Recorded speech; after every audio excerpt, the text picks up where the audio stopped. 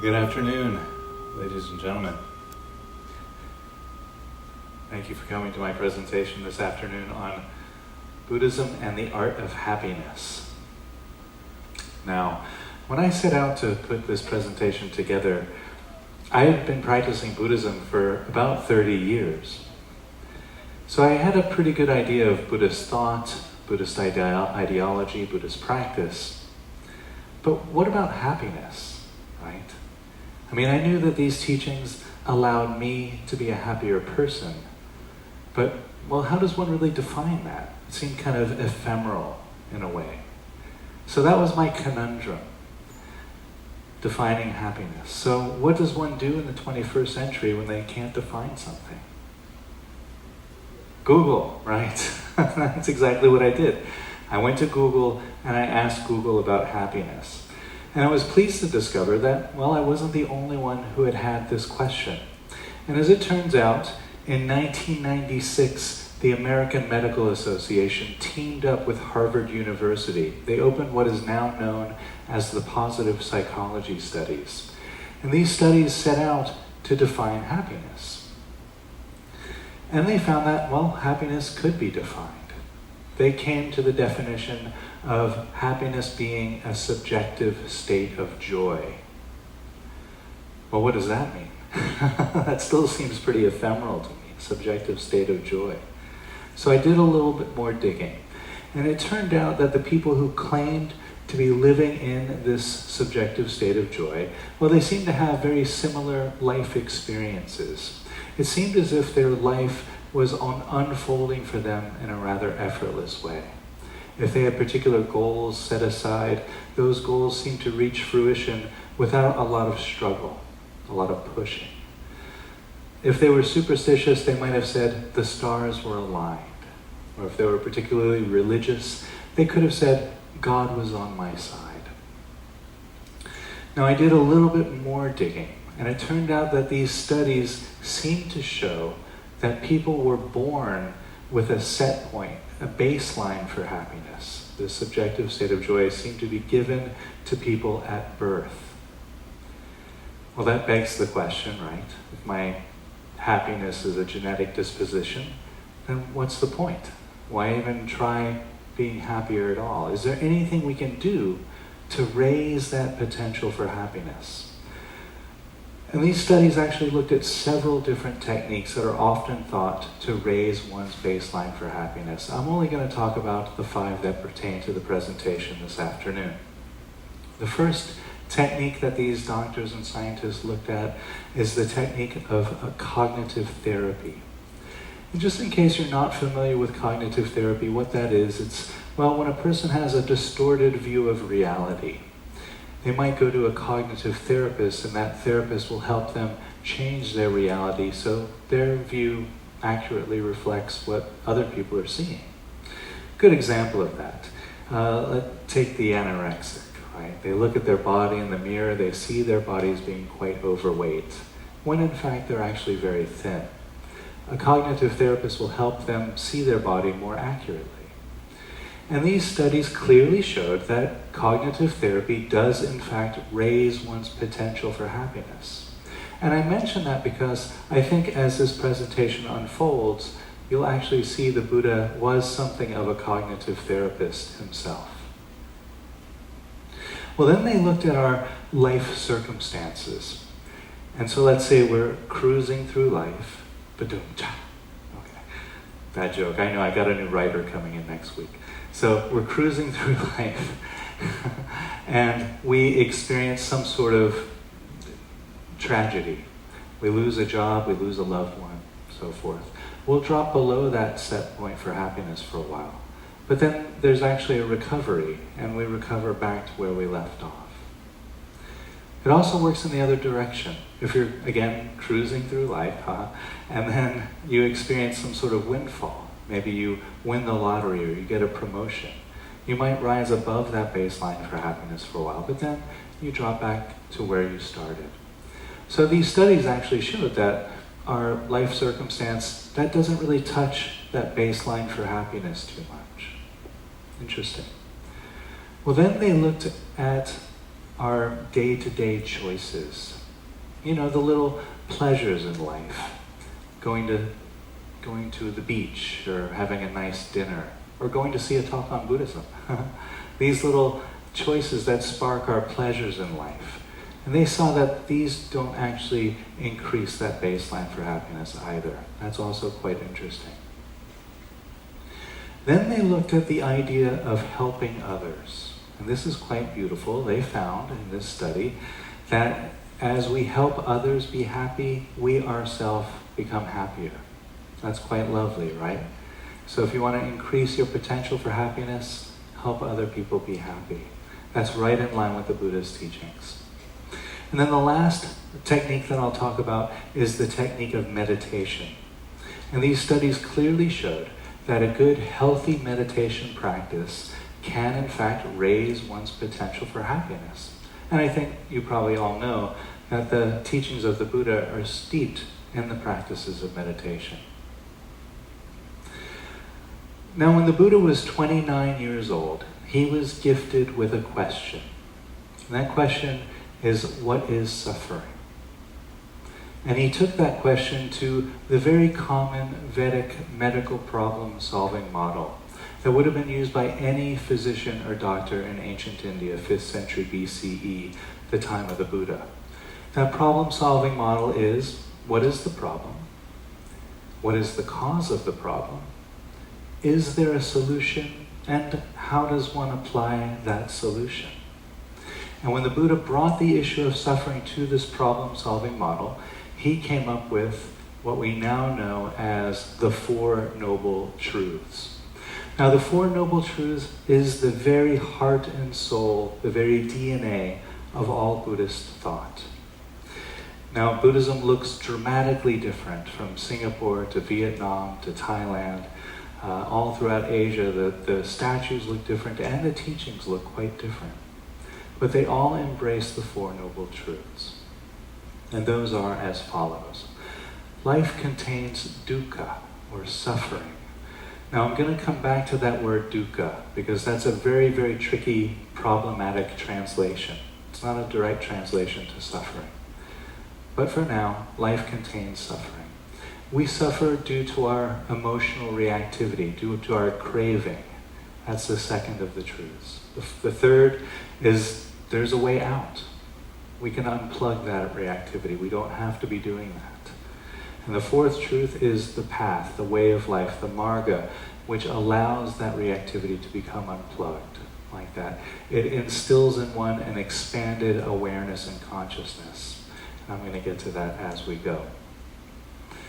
Now, the Four Noble Truths are, well, in Buddhist cultures, propositions to be believed in.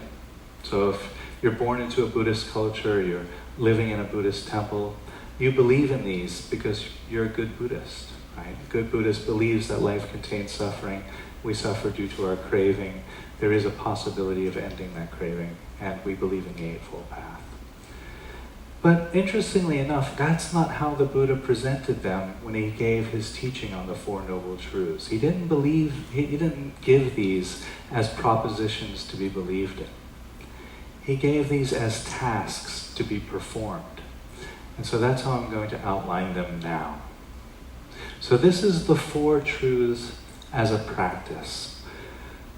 And he started this teaching with the phrase, whatever arises ceases. In fact, the way it's written in the text, he says, if it's of the nature of being born, it's of the nature of dying. And we'll come back to that. That comes into play quite intimately with the Four Noble Truths. And then he goes into the Four Noble Truths. He says, our dukkha is to be embraced. And luckily for us, somebody asked the Buddha, what do you mean by dukkha? He was quite explicit. He said, dukkha is birth, dukkha is aging, dukkha is sickness, dukkha is death. Dukkha is not getting what one wants. Dukkha is getting what one doesn't want. Dukkha is being separated from those who are dear, and dukkha is being close to those who aren't dear.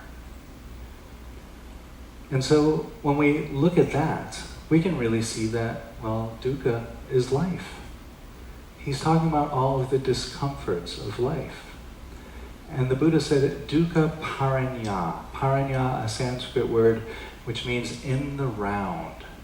To embrace our discomforts in the round, like that. Because the Buddha saw that we're so habitually ingrained to push away the discomforts of life and grasp at the comforts. And he saw that that was causing suffering. And in fact, that motion is what brings rise to much of human emotional reactivity. Which brings me to the second of the four. He said, emotional reactivity is to be let go of. So I'll just kind of give an example of what this might look like in contemporary terms. So let's say I'm driving down the highway, right? And I'm driving one of those 6-lane highways, big, wide highway. Everything's fine, cruising along, and there's a car next to me that just cuts in front of me, swerves across all 6 lanes to make sure they get to their exit on time. Abdomen clenches, chest clenches, heart starts pounding, fist clenches, jaw clenches up, right? Sweat comes out of the brow. Anger, right? Then the fist raises up, the mouth opens, you filth, foul, foul, filth, foul, foul, filth, and the appropriate finger rises out of the fister, and maybe you pull the car over and you might even punch the guy in the jaw, right? That's anger. That's our emotional reactivity. The Buddha said we don't need to do that. Now I want to make it clear here, there's nothing wrong with anger.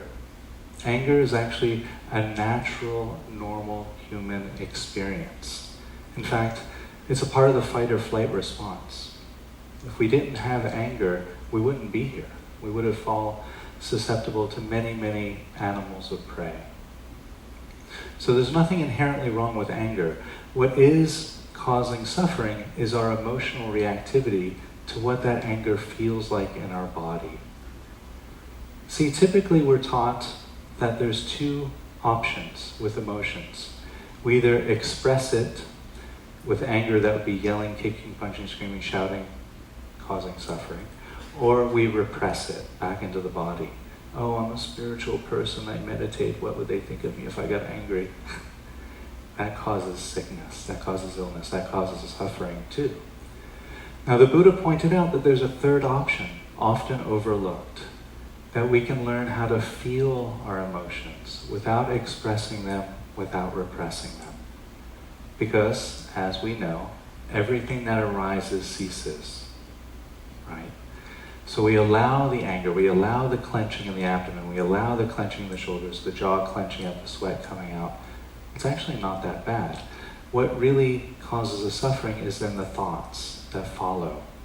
I'm going to get that guy. Where did he get his driver's license? I'm going to pull him over and knock him in the jaw.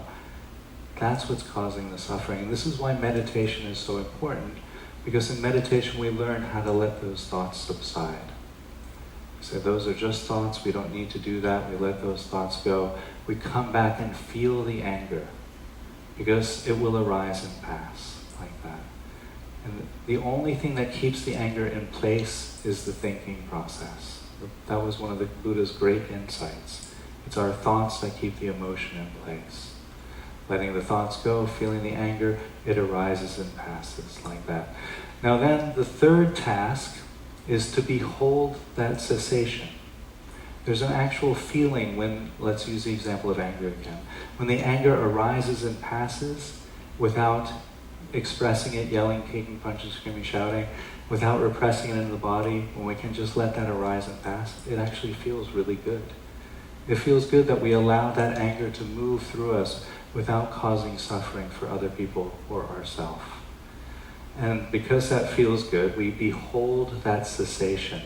The more we do that, we get confident in that it can happen that way, and we start to cultivate a way of life which allows that to happen more and more easily, more and more frequently, like that. And that's the fourth of the four, cultivating the way of life, cultivating the Eightfold Path. So that's the 4 truths put into practice as an art of happiness, if you will, like that. Now, as if that wasn't enough, the Buddha also taught in that first discourse the 3 Dharma seals. or the 3 marks of existence. Now these are said to be the marks of existence because these are 3 aspects of reality that all beings share. We're all impermanent. We're all a non-self, and I'm going to unpack that in a moment. I know that sounds a little esoteric right now. And we all share the capability of nirvana. Now I have to make an admission here. This is a later school of Buddhism translation. The early schools of Buddhism, like the one you will encounter in Thailand, would translate the 3 marks of existence as impermanence, non-self, and suffering. They consider suffering to be a universal experience, which I'll agree to, that definitely is. But the later schools of Buddhism thought that it's the suffering that leads us to the path to nirvana, like that. So in a way they're related, if you see that, like that. And I just think it's more optimistic to say nirvana. So that's why I tend to gravitate towards this one. Okay, I'm going to unpack all 3 of these. Now, how I do deliver these 3 in this presentation is I walk us through how this might be taught to a student from a teacher. Now, one of the real beauties of these teachings is that you don't have to be a Buddhist to do them. These can be done by anybody from any walk of life, any belief system or no belief system. It really doesn't matter. So the student will go to the teacher and say, "Teacher, I'm ready to take on the teachings of impermanence." And that teacher will say, "Very good. Go meditate for about 10 to 15 minutes, cultivate a space of silence." And by the way, if you have a chance to come and see me at 9 a.m. on C-Day mornings, we are cultivating this type of silence that I'm talking about. So you can taste of that if you get a chance. Okay, back to the story. So the student will go and meditate for 10 to 15 minutes, cultivating this silence. And then in that silence, they will bring up a contemplation on how everything changes, how nothing stays the same. And we start as far away as the human mind can imagine. We start in the galaxies and the stars, contemplating the change happening out there on that level. Now, I don't know about you all, but I've been reading the news a lot lately, and I've been reading about these exoplanets with water and minerals, and then they're finding these black holes that they take photographs of now. There's a lot of change that's happening out in the universe. So contemplating that change. And then the practitioner is asked to come closer to contemplate the changes on planet Earth, or if you're from California, Mother Gaia. And contemplating all of the change on beautiful Mother Gaia. And again, you only have to turn on the news, right, to see all of the weather patterns that are changing, volcanoes that are erupting and things like that, these storms. There's change happening there on Mother Earth. So then coming closer still to our own country, either the country we were born in or the country we live in now, it really doesn't matter, but contemplating the changes in that country from the country's inception to present day. That's quite a lot of change probably, right? The borders might have changed, even the languages might have changed, the culture has probably changed, the legal structures have probably changed, the social structures have changed. So contemplating change in the country. Coming closer still to our own neighborhood. Contemplating change in our own neighborhood. Maybe we have new neighbors that have moved in or old neighbors moved out. Maybe somebody painted their house or mowed the lawn. There might be fresh snow on the ground. So contemplating all of that type of change. Coming closer still to our own household. Contemplating change in our own home. Maybe a sibling or a son or daughter just left for college, or somebody got married, or perhaps you got some new furniture or a new carpet. Contemplating all of that change. Coming in closer still to our own physical body. Getting a good look and feel of what our body is like right now. And then comparing that to what our body looked and felt like 5 years ago. And then 10 years ago. And 15 years ago. Going back in 5-year increments. And for sure you'll see that there's quite a lot of change from you as a 5-year-old to you now, right? Unless you're 10. So that's a lot of change happening physically. Then coming in closer still to our own mental structures. Looking at our own beliefs, our own values, our own truths. Getting a good feel for what that is like now, what it looks like, or what it looked like rather 5 years ago, 10 years ago, 15 years ago, 20 years ago. And again, for sure, you'll see the truths and values that you hold now, well, hopefully were quite a bit different than when you were a 5-year-old, right? So a lot of change happening there. Now the practitioner is asked to do this for 3 to 6 months, every day for a couple of hours a day. After all of that practice, all of that contemplation, it really starts to come home that everything is changing. From the furthest universes and galaxies to your own beliefs and values, everything's in a constant state of flux. There's no permanency. And the Buddha pointed this out because he saw that that's causing a great deal of suffering.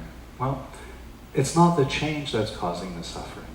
It's the human desire for things to be permanent in the face of change that's causing the suffering. And the Buddha thought, well, that's really ironic, actually, because here we are, this being that's in a constant state of change, grasping at a world that's in a constant state of change, trying to find something permanent. Doesn't exist. He realized that permanency only exists in the imagination of the human mind. Which brings me to the teachings of non-self. Because as I was just kind of alluding to, the self is too in that constant state of change. And again, I'll just kind of walk us through how this might be taught. The student will go to the teacher and say, teacher, I'm ready to take on these teachings of non-self. And the teacher will say, very good. Go sit in meditation for about 10 to 15 minutes, and then in this meditation, bring up what's known as insight questions. And I've listed a few of these insight questions here on the slide. So I'll just kind of walk us through a time lapse, if you will, of this meditation practice, what might unfold after a few months of this type of practice. So in the silence of meditation, the student brings up this question. What is this body? Well, this body is nothing really other than recycled dust and dirt. It comes spinning from the ground. It pretends to be very important, and then it goes back to the ground, right? So I can safely say I'm not my body. Well, what about my blood? Well, this blood's nothing but recycled water coming in and out all the time. Well, how about my breath? Well, the breath is nothing but recycled air moving in and out with each breath. So I can safely say I'm not my body, I'm not my blood, I'm not my breath. That's fine. Well, how about my thoughts? I mean, that really feels like me sometimes, right? Maybe I am my thoughts. The Buddha said, no, we're not our thoughts. Our thoughts are really just verbal structures that are given to us by our parents, our upbringing, our culture, our society, nowadays entertainment and social media. So I can safely say I'm not my thoughts. Well, how about my feelings? I mean, that really feels close to home. Maybe I am my feelings, right? The Buddha said, no, we're not our feelings either. I mean, we can sit here listening to a presentation for 45 minutes and have dozens of different feelings. But yet, here we are, we remain, right? The feelings move through our awareness like migratory birds moving through the sky. So we can safely say we're not our feelings. Well, what about my personality? I mean, that really feels like me. Maybe I am my personality. The Buddha said, no, you're not your personality. We develop our personality based on how we imagine other people see us. And both Sigmund Freud and Carl Jung were very quick to affirm that insight many, many hundreds of years after the Buddha. Well, that looks pretty grim, doesn't it? I'm not my body, I'm not my blood, I'm not my breath, I'm not my thoughts, I'm not my feelings, I'm not my personality. Then who am I? And that's exactly the question the meditators left with. And so that might look something like this. Everything's silent in meditation, and then, who am I? And then the mind will be, well, of course, I'm Chris, and I'm a philosopher, and I'm a teacher, and I'm a traveler, and I'm a Buddhist, and I'm a this, and I love cats, and I like to cook. Thoughts, more thoughts. We let those thoughts go, come back to the silence. Who am I? Well, of course, I'm a traveler, and I live in Thailand, and I like to do this, and I like to do more thoughts, more experiences. Who's having these experiences? And of course, the mind will try to answer it again and again and again, and we keep letting those answers go, coming back to the silence, asking the question again. Now the practitioner will do that for 6 days, 6 weeks, 6 months, 6 years, 6 lifetimes. It doesn't matter how long. But eventually, that questioning, that inquiry, will lead the practitioner to nirvana. Now nirvana is very, very tricky to talk about, because anything that you can say about nirvana isn't nirvana. Nirvana is a non-verbal state. And so that's why the practitioner is asked to ask that question, use that inquiry to lead them into a non-verbal state. And anything verbal isn't it. So who am I? And that silence is left to remain there. So nirvana, a non-verbal state, a non-conceptual state. Now the Buddha knew this challenge of teaching about nirvana. And yet he left 8 definitions, 8 ways of describing nirvana. Very common in the canon to see these. He would say nirvana is the unborn, the deathless, the ceaseless, the unconditioned, the stopping of craving, the stopping of greed, the stopping of hatred, and the stopping of confusion. Now I really just want to talk about those last 4, because those really pertain to the presentation here today. The stopping of craving, greed, hatred, and confusion. Because we've all had moments like that, right? I mean, maybe you were up early this morning and you were able to catch the sunrise, beautiful glowing orb coming up to the horizon, shimmering orange and red over the ocean, the gentle breeze touching your face, the smell of the ocean, total silence. There's no craving, greed, hatred, or confusion in a moment like that. Or perhaps you had a long week at work. And you come home, you sit in your favorite chair, maybe you have a nice glass of wine, you put on your favorite relaxing music. For me, that would be Mozart. There's no craving there, greed, hatred, or confusion. Perhaps you're holding the hands with the one you love, you're walking down the beach, you're listening to the sound of the waves lap against the shore, you're hearing the seagulls. There's no greed, hatred, or confusion there. No craving. Until the mind says, oh, why didn't I take the whole week off of work? It sucks that I have to go to work tomorrow. Why did I do that? Then you're back into that cycle. Then there's craving, right? And then you're back. But the Buddha said that we can behold that cessation. We can memorize what those moments feel like. He called those nirvanic moments. Those are a taste of nirvana. We memorize what that feels like because it feels good. We start to want to cultivate a way of life in which that happens more and more frequently. Now that way of life, according to the Buddha, doesn't lie out there in the vacation. It doesn't lie on the beach watching the sunset. That nirvanic moment is cultivated from the heart. And we'll see how. By bringing mindfulness to the Eightfold Path. Now the Eightfold Path, the 4th of the 4 truths. Now there's a debate in Buddhist circles, is the Eightfold Path a prescription for enlightenment or a description of enlightenment? And I actually see it as both. I see it as both. When I read the early text, absolutely the Buddha said, if you bring mindfulness to these 8 aspects of life, you will experience more of these nirvanic moments. Absolutely said that. But from my own practice, from my students, from other practitioners that I've talked to, we all report that these 8 aspects of life start to bear fruit after taking up a practice like this. So in a way, these 8 aspects can be guideposts for a practice bringing fruit, for a practice being effective. So both a prescription and a description. Now the Eightfold Path is traditionally broken up into an ethics branch, a wisdom branch, and a meditation branch. I'm just going to walk us through that. Okay. The ethics branch, right speech, right action, and right livelihood. Now I need to talk about this word right, because it's wrong.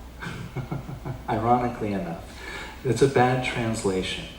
It kind of means right, but it could be right as in the right measure, or the right amount, like that, the right amount of speech, the right amount of action, like that.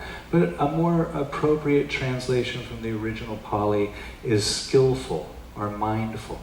like that. So skillful speech, skillful action, and so forth.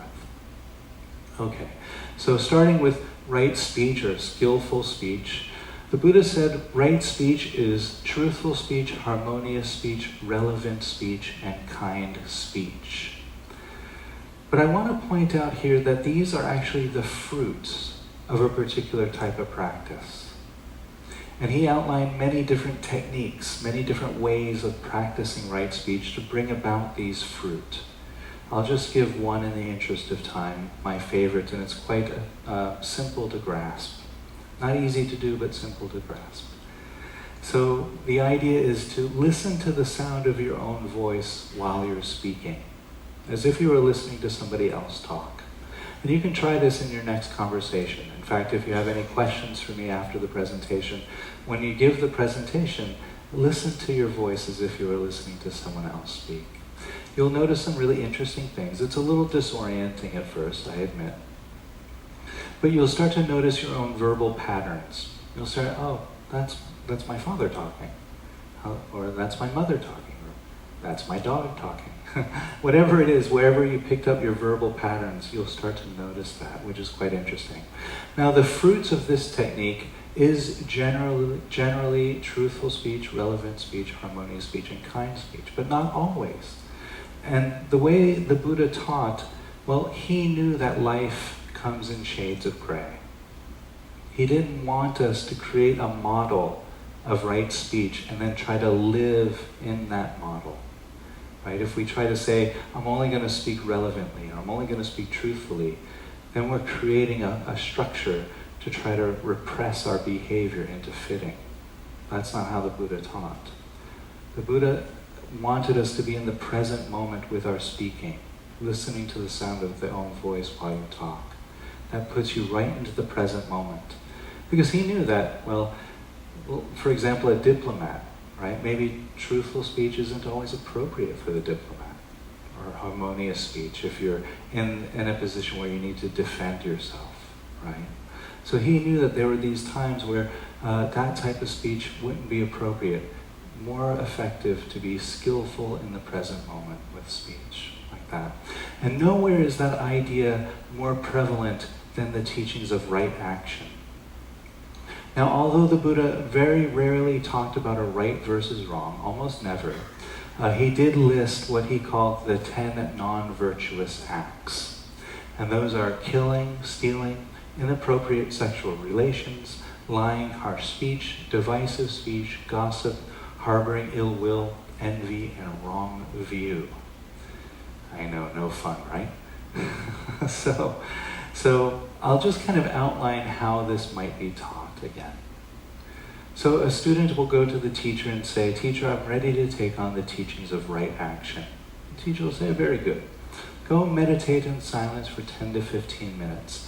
And then in the silence of meditation, visualize killing something." Well, that might seem kind of weird, right? When we think about meditating being this like very peaceful practice, following the breath, everything's calm. What's that about, right? Killing something. Well, it doesn't necessarily mean killing a being, although had I been woken up at 4 in the morning by a meditation gong and there was a mosquito nibbling on my shoulder, I might have inadvertently smacked a mosquito and then gone to the meditation hall that afternoon and used that as my practice. That might have happened. But to bring it into a little more contemporary terms, well, killing here really can mean just taking the life out of anything. For example, when I was upstairs this morning at 9, setting up for my meditation session, I asked the sound person to kill the music, right? Take the life out of the music. Or perhaps you're in a business meeting and one of your constituents has an idea, but you know that idea has no merit. You need to kill that idea, take the life out of that idea. And so the practitioner can bring that into the meditation, because when we take the life out of something, when we take the life out of anything, whether it's a mosquito, music, or an idea, it has a corresponding sensation in the body, the mind, and the heart, before the killing, during the killing, and after the killing. And so the meditator is allowed to memorize what that feels like. so that when they go into that business meeting and that person has an idea, and the 20 ideas before that person had were all bad, but the 21st idea is actually very good, you move forward to take the idea's life away, but you feel it in your body before you do that. You feel it in your mind, you feel it in your heart. So the practice is allowing the practitioner to use their body as a barometer for right action, present moment awareness, like that. And now the practitioner will meditate on that type of killing for 2 to 3 weeks. And then they'll do the opposite, meditating on giving life for 2 to 3 weeks, for the same reason. You could be in that business meeting and maybe that person is proposing an idea, and that idea, well, their 20 ideas before were very good, but the 21st idea is bad. So you don't want to give life to that bad idea, right? So this puts you in the present moment. You feel it in the body before you give life to that idea. Say, oh, that's not such a good idea after all. You can respond more skillfully to the present moment. Beautiful practice. Okay, right livelihood. This is kind of a soul-searching practice, actually. The practitioner is invited to trace the activities of their life, trying to really pinpoint, if you will, the certain core values that keep manifesting throughout their life, and then researching, trying to find a way to make a living which matches those core values. The meditation branch of the Eightfold Path: effort, mindfulness, and concentration. And again, if you can come and see me on C-Day mornings at 9 a.m., you'll get a little more of a flavor for what I'm about to unpack right now. So this is pertaining to a meditation practice, right effort. Now, right effort includes setting up a place in your abode that's conducive to meditation, perhaps having a nice comfortable chair or cushion. If you're particularly religious or spiritual, you might have artifacts or things like that inspire your practice. Probably not having a computer or a phone nearby would be helpful as well, like that. So a place that's conducive to meditation. Finding a teacher, very important for meditation. Meditation is like learning a language. You can do it on your own. There's programs like Rosetta Stone and things like that. But having a teacher is really, really quite helpful. And also finding a community of meditators is also quite helpful and part of right effort. Somebody who you can share your meditation experiences with. Now, if there's nothing nearby where you live and you're interested in finding a community, there's hundreds of online meditation communities nowadays. So it's very easy, right at your fingertips. Right mindfulness, or skillful mindfulness. This is pointing at the actual meditation practice itself. So what we do in meditation is we come to the silence and experience our body, our mind, and our heart through the eyes of non-judgment.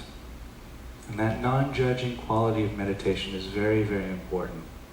And it was the great sage Krishnamurti who made the outstanding statement: the highest form of human intelligence is the ability to experience oneself through the eyes of non-judgment.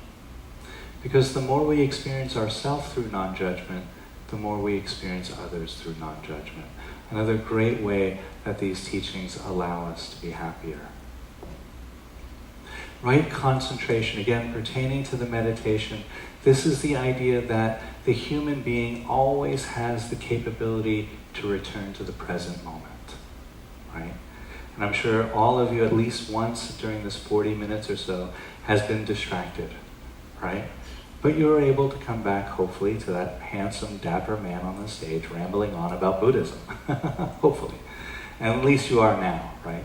So and it is that feeling. You get distracted, you go way out on a limb, and then you bring yourself back to right here, right now. And that's what we're doing in meditation over and over again. We get distracted, we come back, distracted, we come back, over and over, like that. Okay.